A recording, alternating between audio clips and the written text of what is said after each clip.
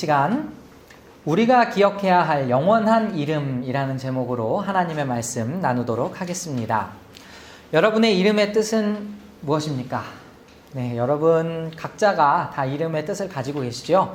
주중에도 생각해 보니까 저희 직원들하고 어쩌다가 우리 자녀의 이름을 얘기하면서 그 자녀의 이름이 뜻이 뭔지를 알아가면서 또 각자의 이름 뜻도 얘기하고 그랬던 기억이 있습니다. 제 이름은 어떤 뜻일까요? 제 이름 이원혁인데요. 으뜸원 빛날 혁이라고 해서 으뜸으로 빛나라 뭐 이런 뜻으로 지어주신 것 같습니다. 근데 저는 옛날에는 제 이름이 굉장히 싫었어요. 왜냐면은 왜 어렸을 때는 한글 이름 쓰기 쉬운 이름이 좋은 이름 아니었나요? 여러분 어떻게 생각하실지 모르겠지만, 네, 이름 쓰기도 혁자 굉장히 쓰기도 어려웠고, 그리고 또 하나는 뭐냐면은 그냥 이름 자체가 굉장히 마음에 안 들었어요. 그냥 막 만화 주인공처럼 민호라든지 그런 이름이 굉장히 매력있게 느껴졌고, 제 이름이 별로 그렇게 막 와닿진 않았는데, 나중에 제가 회심하고 나니까 이 이름이 굉장히 좋은 이름이더라고요. 네. 그런데 여러분, 고대 세계에서는 사실 그 이름은 존재 자체를 뜻했습니다. 그러니까 존재 자체를 의미하는 거였어요. 그 이름이 그냥 단순히 괜히 지어진 것이 아니고 그 이름을 통해서 그 존재를 알 수 있는 거였죠. 뿐만이 아니라 지금 우리가 살고 있는 이 시대에는 여러분의 이름이 바울이라고 해서 바울처럼 살아야 되는 것도 아니겠고, 요셉이라고 해서 요셉처럼 살아야 되는 그런 것도 아니겠지만, 사실 그 이름의 존재의 의미를 부여하는 것은 지금도 크게 다를 바 없다고 생각합니다. 여러분 꽃말의 이름의 뜻 이런 거 알아보잖아요. 그렇죠? 그리고 지금 생각나는 것 중에 하나가 뭐가 있냐면, 여러분 오페라 투란도트 아십니까? 투란도트가 중국의 공주 이름인데, 근데 이제 칼라프 왕자가 이 투란도트의 3가지 수수께끼를 맞추면 이제 결혼을 하게 되는 거였거든요. 근데 3가지 수수께끼를 다 맞췄는데 이 공주가 요즘 말로 하면은 남성 극혐오자였어요. 이제 결혼하기 굉장히 싫어하는 사람이었어요. 근데 어쩔 수 없이 이 문제를 다 맞춰서 결혼을 해야만 하는 상황에서 이 칼라프 왕자가 문제를 다 맞춘 다음에 제안을 합니다. 나의 이름을 당신이 알아맞추면 그럼 당신이 내 목숨을 가져가도 좋다. 이렇게 합니다. 그래서 그때 나오는 유명한 아리아가 네순도르마입니다. 공주는 잠 못 이루고라는 뜻이라고 하는데, 사실 더 정확한 뜻은 아무도 잠들지 못한다라는 뜻이에요. 공주가 이 칼라프 왕자의 이름을 찾기 위해서 모든 백성들에게 다 명령을 내렸기 때문이죠. 근데 이 공주가 이름을 결국에 찾았을까요? 못 찾았을까요? 못 찾아냅니다. 그 왕자의 아주 충성스러운 신하에게까지 막 닥달해서 이름을 물어봤지만 결국에 그 신하도 자결하면서 이름을 얘기하지 않았어요. 그리고 나중에 칼라프 왕자가 이 공주에게 사랑을 고백하면서 자신의 이름을 이야기합니다. 자신의 이름을 얘기해서 마침내 이제 동이 다 터서 임금이 이제 그 그러니까 판결을 내리는데, 공주가 이야기를 해요. 드디어 이 왕자의 이름을 찾았습니다. 하면서 그 왕자의 이름을 이렇게 얘기합니다. 그 왕자의 이름은 사랑입니다. 이렇게 얘기해서 그 오페라가 굉장히 감동적으로 해피엔딩으로 끝납니다. 여러분 굉장히 짧은 얘기지만 좀 울림이 있지 않아요? 칼라프라는 왕자가 있지만 사실 그 이름을 사랑이라고 바꿈으로써 그 정체성이 바뀐 거잖아요. 그렇지 않아요? 예, 제가 좀 이 앞에 얘기를 좀 길게 얘기해서 여러분 좀 잠을 좀 깨려고 날씨가 너무 좋아서 노곤하니까 이런 얘기를 좀 드렸는데, 오늘은 바로 하나님의 이름에 관한 이야기입니다. 하나님의 즉 정체성에 관한 이야기죠. 여러분 제가 잠깐 이스라엘 백성의 역사를 이야기해드린다면, 가장 먼저 창세기에서 마지막에 어떻게 됩니까? 요셉이 자신의 모든 민족을 데리고 고센 땅, 이집트에 있는 고센 땅으로 데리고 오죠. 그리고 나서 약 430년의 기간이 흐릅니다. 엄청난 기간이죠. 만약에 한 대수를 40년이라고 우리가 생각을 해보면 거의 10대수 아니면 11대수가 가까이 지나간 그런 아주 많은 세월이 지나간 시기가 바로 이 이집트 시기입니다. 그때에 어떻게 됐냐면은 처음에는 요셉이 사실 이집트의 국민적인 영웅이었다가 이 요셉을 모르는 새로운 왕이 등장함과 동시에 조금씩 이집트에서 이 이스라엘 백성들을 대하는 태도가 바뀌었죠. 계속해서 압제를 하기 시작합니다. 여러분 그 내용들을 잘 아실 거예요. 제가 다 설명을 드리진 않겠지만 그런 와중에 이제 자녀들을 너무 많이 낳게 되니까 급기야는 이집트 왕이 어떻게 합니까? 남자가 태어나면 무조건 죽이라 하는데 그 가운데 누가 살아남았죠? 모세가 살아남습니다. 여러분 이 내용도 잘 아시기 때문에 제가 그냥 넘어가도록 하겠습니다. 모세가 이렇게 그 나일강에 띄워져 가지고 둥둥둥 떠내려 가다가 이 이집트의 그 공주의 바로왕의 딸의 양 아들이 되죠. 그래서 왕자처럼 살다가 40세쯤 되었을 때에 실수로 우발적으로 이 이집트 사람 한 명을 죽이게 돼서 그 다음에 도망가죠. 그리고 나서 이 장인 그 미디안 제사장을 만나서 결혼을 하고 거기에서 목동으로 40년 동안 지내게 됩니다.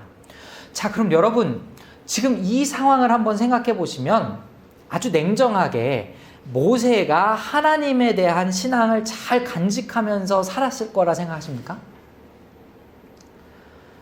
우리가 그 편견에 따라서 성경을 읽으면 안 될 것 같아요. 제가 말씀드렸듯이 열대수 혹은 11대가 지난 이 이스라엘 백성조차도 자기가 불러야 되는 부르짖어야 하는 그 대상이 누구인지 모른 채 그냥 우리를 건져내 달라는 그러한 소망만 가지고 있었을 확률이 굉장히 큽니다.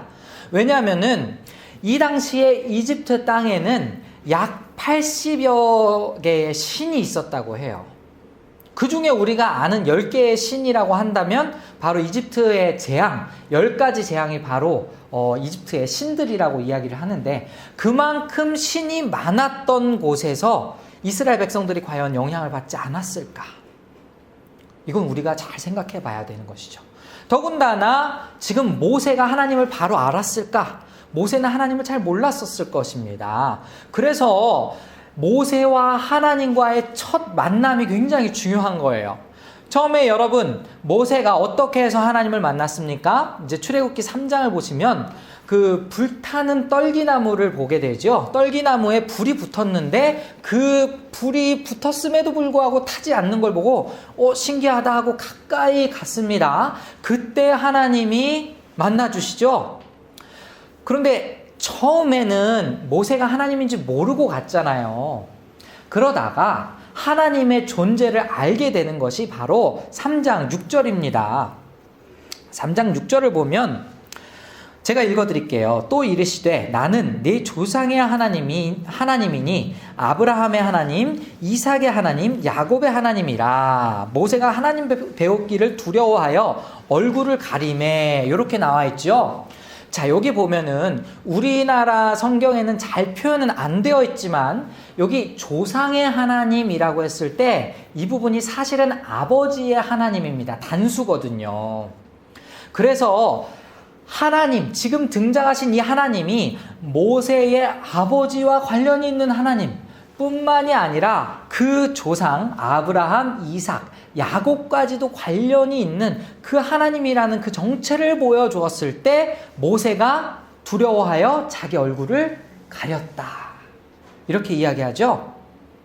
자, 그런 다음에 오늘 본문의 내용 바로 앞에서는 어떤 내용이 있냐면은 하나님이 명령하시죠. 자, 이제 가서 내 백성을 건져내라 라는 명령을 주시는데 자신의 정체성에 대해서 먼저 모세가 이야기합니다. 내가 누구이기에. 그죠? 그래서 이것도 제가 읽어드릴게요. 3장 11절 보시면 모세가 하나님께 아뢰되 내가 누구이기에 바로에게 가며 이스라엘 자손을 애굽에서 인도하여 내리까. 이렇게 자신의 정체성에 대해서 물어봐요. 그때 하나님이 이르시되 내가 반드시 너와 함께 있으리라. 네가 그 백성을 애굽에서 인도하여 낸 후에 너희가 이 산에서 하나님을 섬기리니 이것이 내가 너를 보낸 증거니라 라고 대답하십니다. 자, 여러분 모세가 어떻게 살았을 것 같습니까? 이 장인 이드로의 이 집안에서 같이 살면서 어떻게 살았을 것 같으세요? 성경을 보면요, 이 3장의 초반에 등장하는 모세의 모습은 어떠했냐면 자기의 양을 치는 것도 아니었어요. 장인의 양을 치고 있었습니다. 그러니까 자기에게 있는 재산조차도 없었던 사람이 바로 모세였죠. 정말 그냥 조용히 삶을 살던 그런 사람이었습니다. 그런데 내가 어떻게 해서 이스라엘 백성들을 이끌 수 있겠습니까? 라는 질문을 던집니다. 근데 하나님께서는 이때에 어떻게 대답하시냐면 네가 누구인 건 사실 중요하지 않아. 내가 너와 함께 할 테니까 너는 가서 건져내기만 하면 돼. 이렇게 대답을 하십니다. 그럼 여기에서 당연히 따라오는 질문이 그럼 당신의 정체는 무엇입니까죠? 내 정체가 누군지 나는 일단은 정말 보잘것없는 존재인데 당신이 나와 함께 하고 있겠다고 이야기하셨으니까 그럼 내가 마음이 안정될 수 있도록 당신의 정체를 알려주십시오. 이렇게 던진 질문이 바로 오늘의 13장 이야기입니다. 13절 이야기입니다. 13절 보니까 모세가 하나님께 아뢰되 내가 이스라엘 자손에게 가서 이르기를 너희 조상의 하나님이 나를 너희에게 보내셨다 하면 그들이 내게 묻기를 그의 이름이 무엇이냐 하리니 내가 무엇이라고 그들에게 말하리이까. 자, 이 질문에는요, 먼저는 영적인 권위가 어디에서 나오느냐를 우리가 한번 생각해 볼 수 있습니다. 만약에 모세가 백성들 앞에 섰는데 너 지금 누가 보냈어? 라고 했을 때 그 권위는 과연 어디에서 나오는 걸까요?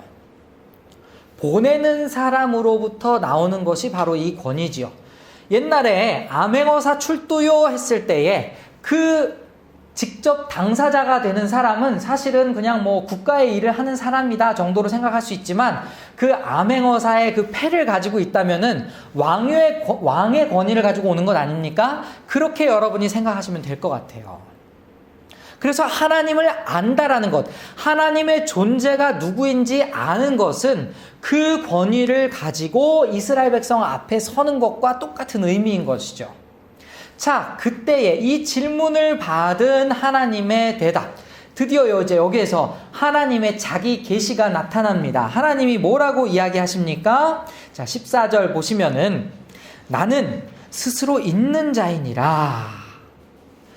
자, 이게 정말 해석이 굉장히 어려운 의미입니다. 나는 스스로 있는 자니라. 여러분은 어떻게 생각하세요? 영어 성경을 보면은 I am, who I am 이렇게 써 있는 영어 성경도 있고 I am, that I am 이렇게 써 있는 것도 있고 I will be, who I will be 이렇게 써 있는 것도 있고 나는 나다.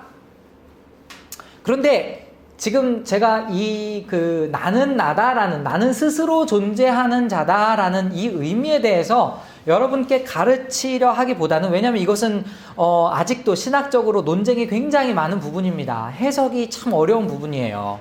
그러니까 여러분은 쉽게 이렇게 받아들이면 될 것 같아요. 해석이 어렵다라는 것은 그만큼 하나님이 신비로운 분이다, 이렇게 받아들일 수 있을 것 같습니다.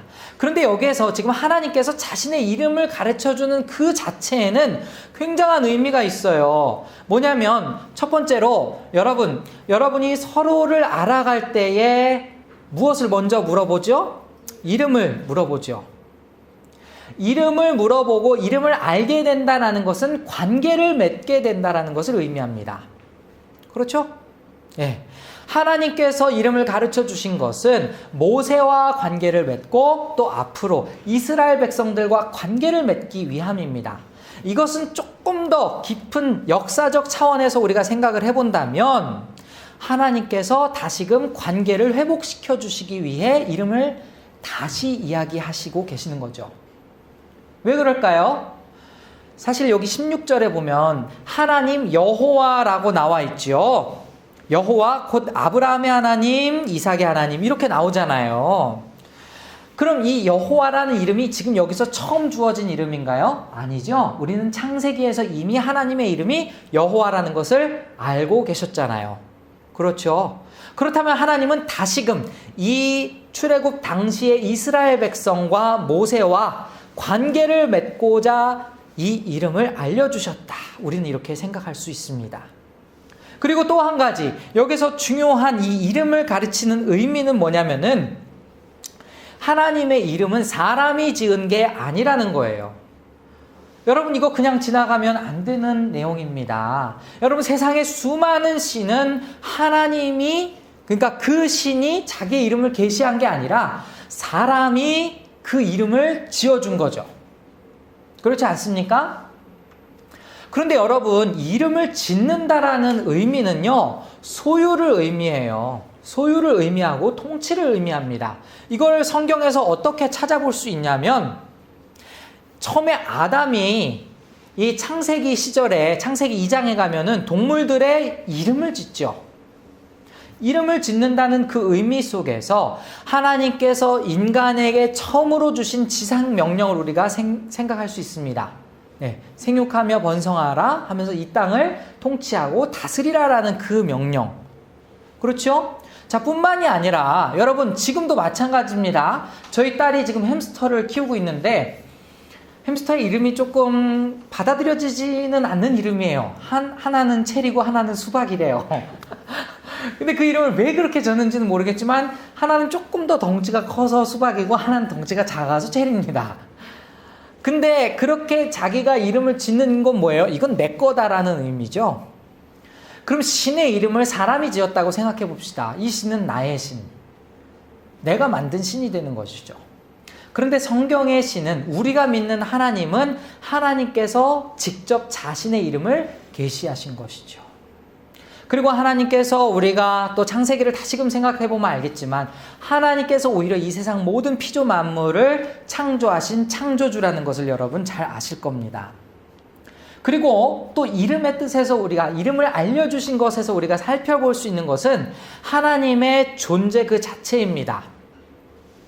여러분이 I am who I am으로 하시든 I will be who I will be로 하시든 be라는 동사가 들어가요. 그죠? 그 be는 무엇이냐면 존재를 의미합니다. 하나님께서 지금까지 존재하셨다라는 의미에서 아브라함의 하나님, 이삭의 하나님, 야곱의 하나님 이렇게 이야기를 하셨고요. 현재도 존재하신다라는 그 의미에서 지금 너는 가서 이렇게 행하라라는 명령을 주시죠. 그리고 하나님께서는 미래에도 존재하신다라는 의미에서 앞으로 이스라엘 백성들 너희가 이렇게 될 것이다. 젖과 꿀이 흐르는 땅으로 내가 인도해낼 것이다. 라는 그러한 계시를 해주십니다.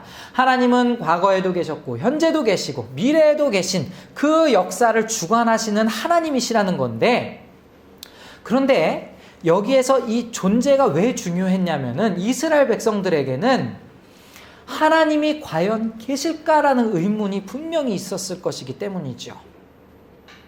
여러분, 400년 동안 부르짖어도 대답이 없는 분, 그럼에도 불구하고 그분이 계시다? 참 믿기 힘들었을 거예요. 그런데 하나님께서 지금 여기에서 자기 자신을 I am who I am 이라고 이야기하십니다. 나는 스스로 있는 자, 즉 스스로 존재하는 자다. 그리고 만약에 우리가 I will be who I will be 라고 해석한다면 나는 내가 하고자 하는 대로 되는 그런 존재다. 존재 자체를 알려주시는 데에 목적이 있다라는 거죠. 그냥 내가 너희들의 부르짖음을 듣고 무시한 그런 신이 아니라 그 이야기를, 그 너희들의 울부짖음을 듣고 응답하는 그런 살아있는 존재다라는 것을 이야기하고 있는 것이 바로 하나님께서 오늘 나는 스스로 있는 자다라는 것의 의미입니다. 여러분, 이렇게 생각하신다면 지금 오늘 우리에게 이 모세가 하나님의 이름을 물었을 때 하나님께서 자기 자신을 나타내시는 것이 도대체 무슨 의미가 있는 걸까요? 제가 서두에서 말씀드렸던 것 같이 하나님을 바로 알게 될 때, 즉 하나님의 이름을 바로 알게 되고 하나님의 존재를 바로 알게 될 때에 이 땅 가운데 우리의 영적인 권위가 세워진다라는 것입니다. 여러분, 제가 한 가지만 말씀드리자면 하나님이 지금 우리에게 존재에 대해서, 하나님의 존재에 대해서 성경을 통해 이야기해주고 계시죠? 그런데 어떤 사람들이 이 성경을 제대로 알지 못하면 하나님을 오해하게 됩니다. 그렇지 않습니까? 하나님을 바로 알게 될 때에 하나님께서 기뻐하시는 대로 행하게 되죠. 여러분이 어떤 생각을 가지고 계신지는 모르겠지만 지금 코로나19 바이러스를 통해서 우리가 어려움을 겪고 있습니다. 모든 교회가 다 어려움을 겪고 있지만 어떤 교회는 그 가운데에서도 계속해서 평안하게 하나님 앞에 변함없이 예배하고 있고, 어떤 곳에서는 이것이 종교 탄압이다, 어떻게 이걸 막을 수 있냐, 신성모독이다, 이렇게 얘기할 수 있습니다. 얘기하기도 합니다. 자, 이 가운데 여러분이 어떤 입장이신지는 모르겠지만 여러분, 적어도 하나님께서 자기 계시를 통해서, 그러니까 성경에 드러난 자기 계시를 통해서 우리가 알고 있는 하나님을 생각해 본다면 예배의 장소가 그렇게 중요하지 않다는 것을 우리가 쉽게 알 수 있지요. 물론 함께 모여서 예배하는 그 자체도 의미가 있지만, 그렇다고 해서 우리가 뿔뿔이 흩어져서 예배할 때 그걸 받으시지 않겠느냐라고 질문을 우리가 던진다면, 하나님을 우리가 바로 알고 있다면 이 부분에 있어서 크게 오해는 벗을 수 있을 거라 생각합니다. 그만큼 우리가 하나님을 아는 것이 굉장히 중요하다라는 거예요. 여러분, 우리 한번 말씀을 한번 살펴보실까요? 예레미야서 9장 23절과 24절을 한번 살펴보겠습니다. 예레미야 9장 23절에서 24절 제가 한번 읽어보겠습니다. 여호와께서 이와 같이 말씀하시되 지혜로운 자는 그 지혜를 자랑하지 말라. 용사는 그의 용맹을 자랑하지 말라. 부자는 그의 부함을 자랑하지 말라. 자랑하는 자는 이것으로 자랑할지니 곧 명철하여 나를 아는 것과 나 여호와는 사랑과 정의와 공의를 땅에 행하는 자인 줄 깨닫는 것이라. 나는 이 일을 기뻐하노라. 여호와의 말씀이니라 라고 이야기합니다. 자, 이제 여러분이 이 세상을 살고 있는 사람들입니다. 그런데 그냥 사는 것이 아니고요, 그리스도인으로 살아가는 사람들입니다. 그렇죠? 여러분은 이 땅에 살면서 여러분의 존재가 아닌 하나님의 존재를 드러내야 하는 사람들입니다. 여러분, 하나님의 일을 할 때마다 누구나 다 두려움이 있어요. 누구나 다 두려움이 있지요. 그 높으신 하나님의 일을 어떻게 내가 감당할 수 있겠습니까? 이런 질문을 충분히 던질 수 있어요. 혹은 개인적인 일, 개인적인 어려움들로 인해서 내가 어떻게 이 산을 뛰어넘을 수 있습니까? 참 막막해 하시는 분이 있어요. 그렇다면 여러분, 오늘 이 말씀을 잘 한번 생각해 보시기 바랍니다. 순서가 뭐였죠? 모세가 자기의 존재를 이야기합니다. 그리고 하나님께서 내가 함께 하실 것이라 이야기합니다. 그리고 모세가 당신의 존재가 무엇입니까? 라고 물어봤을 때 하나님께서 자기 자신의 존재에 대해서 이야기하셨습니다. 여러분, 성경을 볼 때 우리가 이 위대한 지도자 모세에 초점을 맞추면 물론 그 자체로도 교훈이 되고 배우고 가르칠 수 있는 게 많겠지만, 그보다 더 중요한 것은 과연 이 모세를 위대한 지도자로 세운 자가 누구냐, 세운 분이 누구냐 하는 것이죠. 이렇게 지극히 평범했던 모세가 위대한 하나님의 손에 붙들려서 결국 모세가 위대해진 것 아니겠습니까? 자, 그러면은 여러분이 이 세상을 살면서 우리의 마음속에 두려움이 있을 때에 그것을 떨쳐내는 방법은 시선을 나에게 고정하는 것이 아니라 시선을 하나님께 고정하는 방법밖에 없습니다. 나는 부족하지만, 나는 연약하지만 하나님께서 나를 붙들어 주시고 그리고 내가 너와 함께 하겠다라는 그 약속을 해주셨다면 우리가 두려워할 것이 무엇이 있겠습니까? 하나님께서 지금 그래서 모세를 보내실 때에 모세를 안심시키기 위한 방법이 그거 아닙니까? 내가 누구다라는 것을 정확하게 보여준 것이죠. 여러분의 마음의 두려움을 떨치기 위해서 그러면 어떻게 해야 되겠습니까? 여러분, 하나님을 알기를 힘쓰기 원합니다. 여러분, 하나님을 힘써 아십시오. 여러분의 자랑이 여러분 스스로가 아니라 여러분의 자랑은 오직 하나님이 되기를 소원합니다. 여러분, 이 땅에 어려운 일을 지금 우리가 겪고 있어요. 굳이 그냥 교회에서 함께 예배하지 못한다? 솔직히 어느 정도 우리가 양보해서 이야기한다면 이건 예배의 어려움이라고 이야기할 수가 없지요. 우리가 또 다른 형태의 예배를 같이 고민하고 또 더 좋은 길로 나갈 수 있는 어쩌면 기회일 수도 있어요. 그거보다 우리가 진짜 고민해야 될 것은 하나님의 영광을 우리가 가리우고 있느냐, 하나님의 영광을 우리가 온전히 드러내고 있느냐? 그분의 위대하심이 교회를 통해 드러나고 있느냐? 그분의 사랑이 이 교회 공동체를 통해 나타나고 있느냐를 진짜 우리는 고민해야 될 줄 믿습니다. 그러려면 어떻게 해야 돼요? 우리는 하나님을 힘써 알아야 합니다. 하나님을 알면 알수록 우리의 두려움이 사라지는 것이 지극히 정상입니다. 여러분 마음속에 두려움이 찾아왔을 때에 다른 고민하지 마십시오. 이걸 어떻게 해결해야 될까? 이게 어떻게 하면 사라질까? 이 고민이 아니라 하나님은 어떤 분이실까? 하나님은 오늘을 사는 나에게 무엇을 원하실까? 하나님은 지금 나와 함께하고 계시는가? 그것을 물어봐야 할 때입니다. 오늘 말씀 한번 정리하겠습니다. 여러분, 성경은 사람에 대해서 이야기하는 책이 아닙니다. 성경은 하나님이 누구신가를 알려주는 책입니다. 특별히 이 출애굽기는 처음부터 끝까지 하나님이 누구이신가라는 그 존재의 주제를 가지고 쓰여진 책입니다. 그래서 하나님께서 이렇게 친히 자기 계시를 나타내셔서 내가 누구다라고 친히 말씀해 주셨고, 나중에 율법을 통해서 자신의 성품을 드러내 주시고, 또 성막과 성전을 건축하게 하심으로써 하나님이 어떠한 곳에 거하고 계신지를 우리에게 나타내 주셨습니다. 여러분, 모세의 마음에 두려움이 있었을 때에 하나님이 내가 누구인지를 알려주셨던 것을 기억하시기 바랍니다. 마찬가지로 여러분의 마음속에 두려움이 있을 때에 하나님이 누구이신가를 깊이 묵상하시기 바랍니다. 여러분의 문제를 여러분 스스로가 해결할 수 없을 그때에 하나님은 참으로 여러분의 도움이 되시고 또 여러분의 피난처가 되주실 줄 믿습니다. 능력의 근원이 되신 그 하나님을 바로 알기에 힘쓰며 이 땅 가운데 선한 영향력으로 하나님께 영광 돌리는 그러한 우리 모두가 될 수 있기를 간절히 소원합니다.